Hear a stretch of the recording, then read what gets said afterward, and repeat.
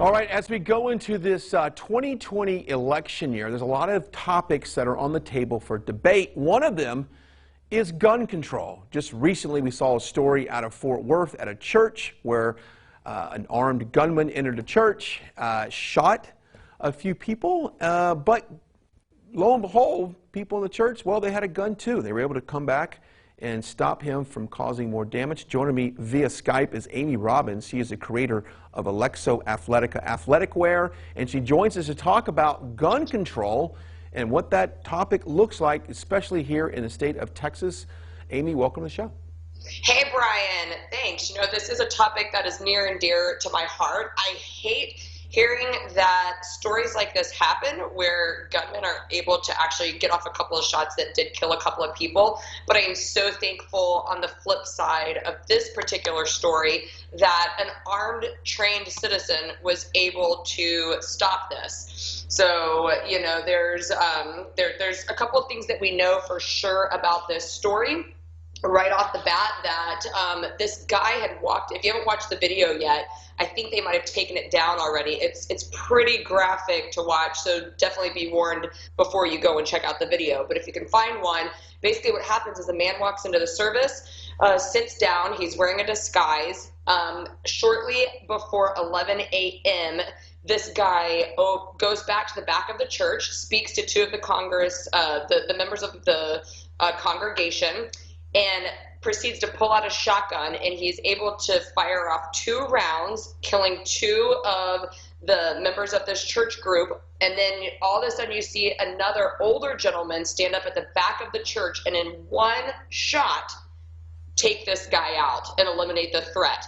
And one cool thing to notice, while this guy took the guy out in one shot, about 4 or 5, maybe 6 other people, armed churchgoers, walk up and hold this guy at gunpoint until the police officers can get there.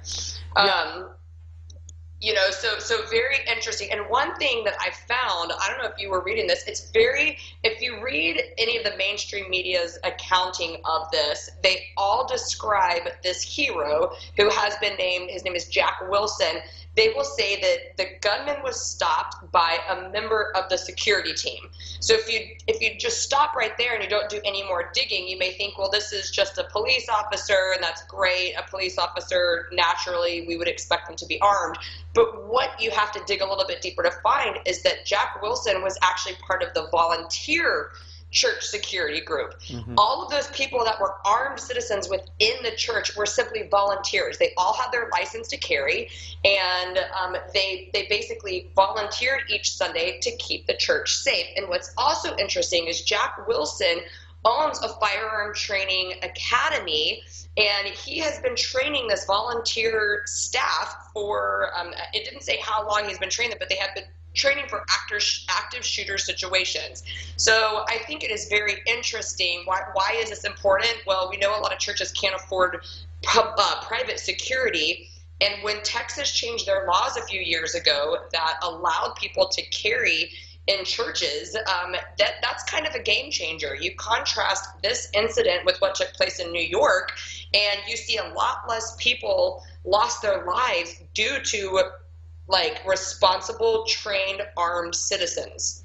All right, Amy, we've got about 30 seconds left. I've noticed on social media so many people saying right now, I'm going to go out and get my concealed carry because of this. Mm-hmm. In your opinion, is it just to make our society a little safer, knowing that, well, there's some good guys back there with guns as well? I think that it's very obvious. I think, like I said, if you contrast this story where this all took place within 6 seconds, Brian. Right. From the moment that this gunman took out his gun to the moment he was shot and the threat was eliminated, 6 seconds. So if there had not have been somebody in there that was armed, who knows how many more people would have lost their lives. So I definitely think that getting trained and getting your license to carry, the training is key. You could tell that this guy was able to hit a moving target and drop him with one shot, that training is key. It convicted me that I need to get to the range and be training a whole lot more too, because of how quickly this escalated and how quickly he was able to draw his weapon and with accuracy hit that target while the guy was on the move. It was pretty amazing. Amy Robbins, Alexo Athletica, thank you so much for joining us. Thanks, Brian. Thank you.